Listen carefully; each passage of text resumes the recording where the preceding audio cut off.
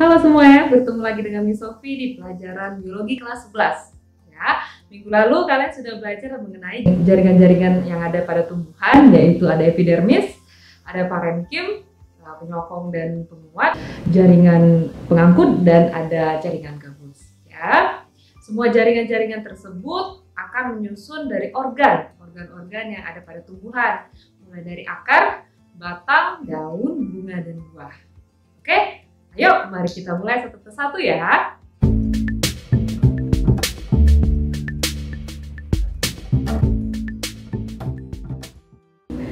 Organ tumbuhan yang pertama adalah akar. Ya, akar itu berasal dari akar lembaga, di mana akar lembaga ini kalau pada tumbuhan dikotil, dia akan terus-menerus tumbuh. Ya, sedangkan kalau pada tumbuhan monokotil, akar lembaga ini akan mati. Jadi, kalian bisa melihat perbedaan antara akar dikotil dan akar monokotil pada buku cetak halaman 59.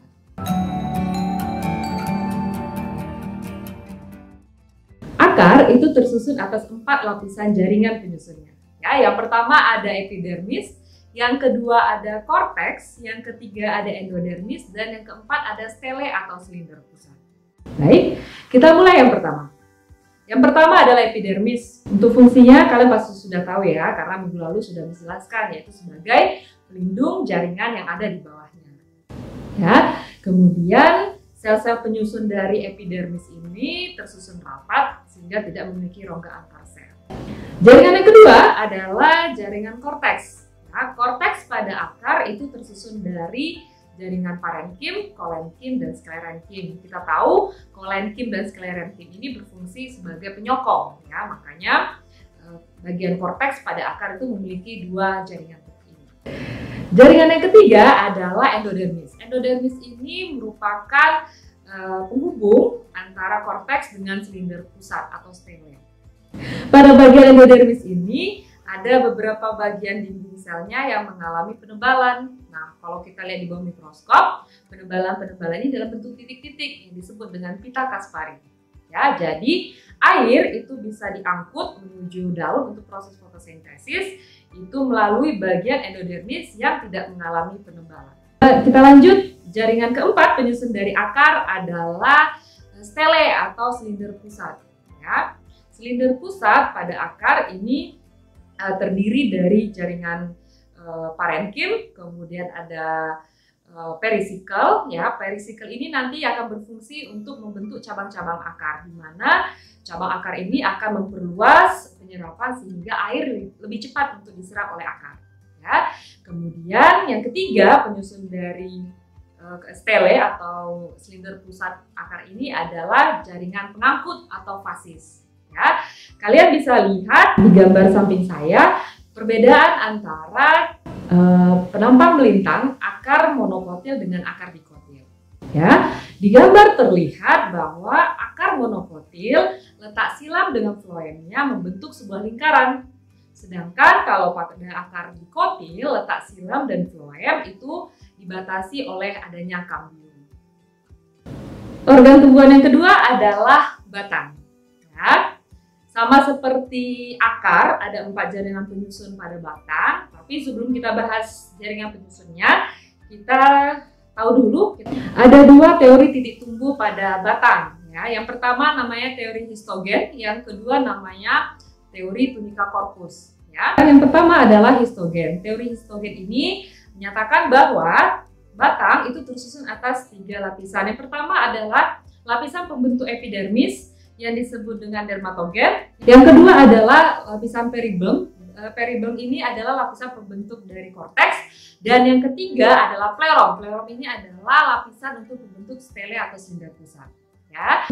Teori titik tumbuh batang yang kedua adalah teori tunica corpus, di mana teori tunica mengatakan bahwa titik tumbuh batang itu berasal dari bagian atasnya, ya, dari sel-sel meristem yang cepat membelah. Sedangkan kalau teori korpus itu mengatakan bahwa titik tumbuh batang itu berasal dari bagian dalam dari tunica, ya, yaitu adalah bagian korpus.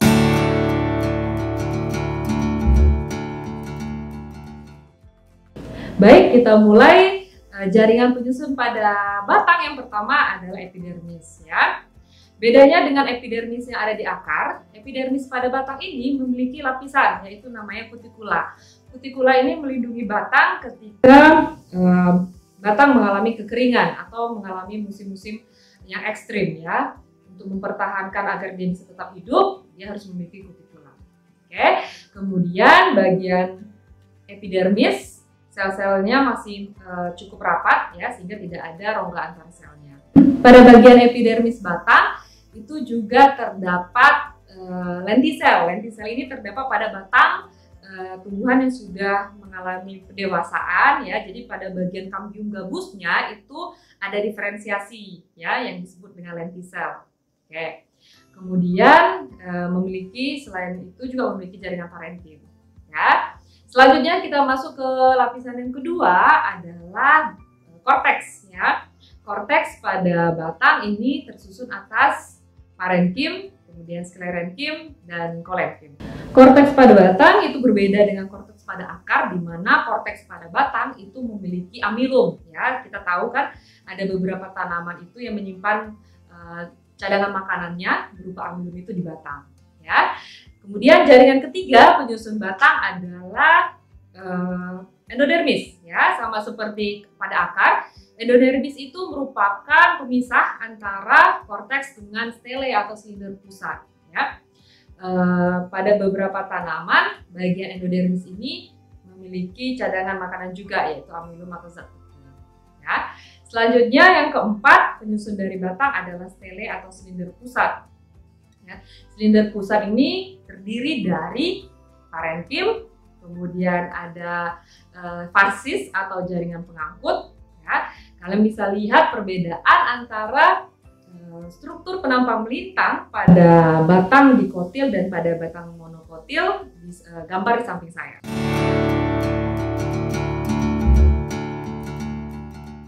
Pada bagian stele atau silinder pusat batang, bagian tepinya memiliki kambium ya. Jadi lingkaran tahunan pada batang itu bisa kita lihat dari bagian kambiumnya.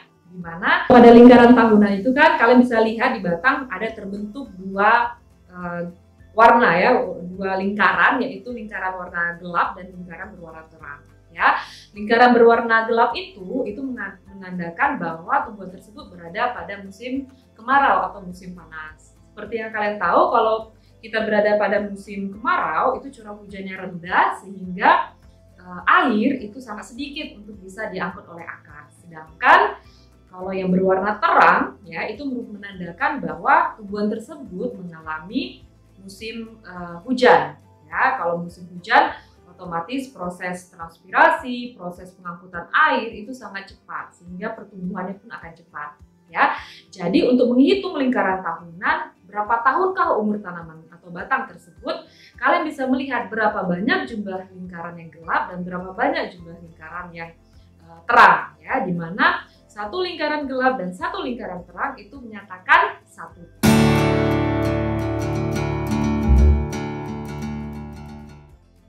Ya, daun itu tersusun atas 3 jaringan penyusunnya. Yang pertama ada parenkim, yang kedua ada epidermis, dan yang ketiga ada berkas pengangkut atau fasis. Ya, kita mulai yang pertama, yaitu bagian paling atas ya, pelindung dari jaringan yang di bawahnya adalah epidermis. Ya, epidermis itu terletak di bagian atas dan bagian bawah dari daun. Dinding sel dari daun itu mengalami penebalan oleh zat lignin. Ya, kemudian pada bagian epidermis ini terdapat celah ya, yang memiliki sel penutup yang disebut dengan stomata. Pada video sebelumnya ini sudah menjelaskan ya, salah satu modifikasi dari epidermis adalah stomata. Ya, stomata berfungsi sebagai tempat pertukaran atau keluar masuknya O2 dan CO2. Oke. Kemudian pada tumbuhan teratai ya, letak stomata ini terdapat pada epidermis atasnya saja, bawahnya tidak ada. Oke, kita masuk jaringan kedua penyusun dari daun adalah jaringan parenkim ya. Jaringan parenkim ini pada daun memiliki fungsi sebagai tempat terjadinya fotosintesis ya. Kenapa bisa sebagai tempat terjadinya fotosintesis? Karena memiliki klorofil ya. Jadi ada beberapa jenis parenkim, Ada parenkim palisade, parenkim bunga karang, kemudian ada parenkim bintang. Ya. Kemudian jaringan yang ketiga penyusun dari daun adalah jaringan pengangkut. Ya, jaringan pengangkut yaitu xilem dan floem, di mana xilem dan floem ini terdapat pada tulang-tulang daun.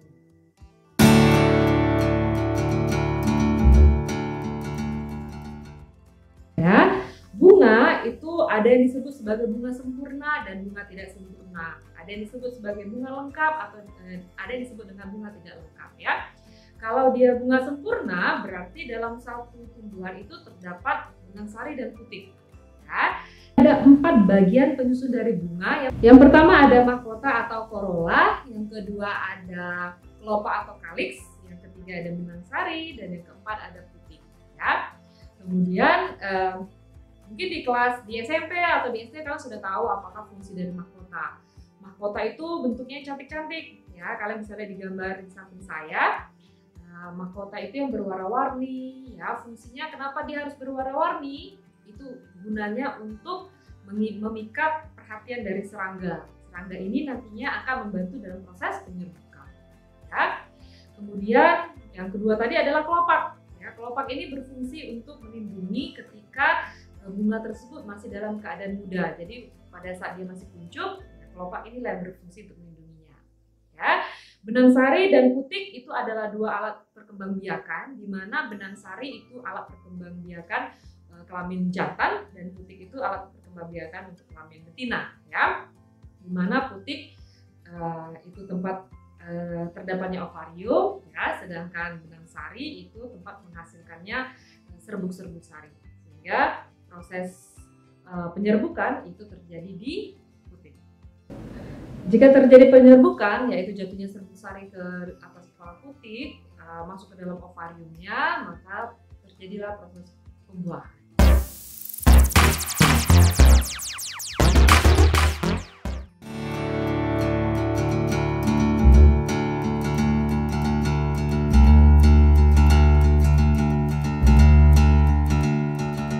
Pengangkutan ekstravasikuler itu merupakan pengangkutan secara horizontal. Artinya adalah pengangkutan ini melalui sel ke sel, dimulai dari sel epidermis dari bulu akar, kemudian masuk ke bagian korteks, masuk ke bagian endodermis, dan terakhir masuk ke bagian stele atau silinder pusat, di mana terdapatnya pembuluh angkut atau fasis, xilem dengan floem.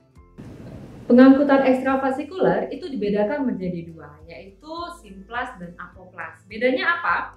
Kalau simplas ini, ya, proses pengangkutan air dan zat-zat itu melalui jaringan-jaringan atau sel-sel yang bersifat hidup melalui cairan sitosol. Sedangkan kalau apoplas itu merupakan pengangkutan air dan zat-zat melalui jaringan yang tidak hidup. Ya, kalau yang hidup tadi itu biasanya menggunakan plasmodesmata ya pada dinding-dinding sel yang tidak mengalami penebalan. Ya, sedangkan kalau pada apoplas itu melewati pita-pita Kaspari. Ya, yaitu yang sudah dijelaskan di awal, pita Kaspari itu adalah penebalan pada dinding sel oleh zat gabus ya, yang dilihat di bawah mikroskop dalam bentuk titik-titik yang disebut dengan pita Kaspari.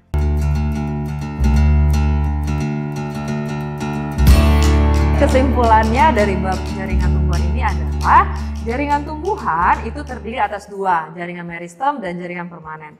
Jaringan meristem itu ada apikal, ada interkalar, ada lateral. Kemudian berdasarkan asal usulnya ada promeristem, meristem primer, dan meristem sekunder. Kalau yang jaringan permanen itu ada 5. Ya, yang pertama epidermis berfungsi untuk melindungi bagian yang ada di bawahnya. Kemudian ada parenkim yang bersifat sebagai jaringan dasar. Yang ketiga ada jaringan penguat dan penyokong yaitu kolenkim dan sklerenkim. Yang keempat ada jaringan pengangkut yaitu xilem dan floem. Dan yang kelima adalah jaringan gabus ya sebagai pelindung pengganti dari epidermis. Nah, jaringan-jaringan ini nantinya akan saling bergabung membentuk organ dan sistem organ penyusun dari tubuh dari tumbuhan. Oke, jadi ada 3 organ utama dari tumbuhan yaitu akar, daun, dan batang, dan ada 2 organ tambahan lainnya yaitu bunga dan buah. ya. Jadi jaringan penyusun pada akar, batang, dan daun adalah epidermis, korteks, endodermis, dan silinder pusat atau stele.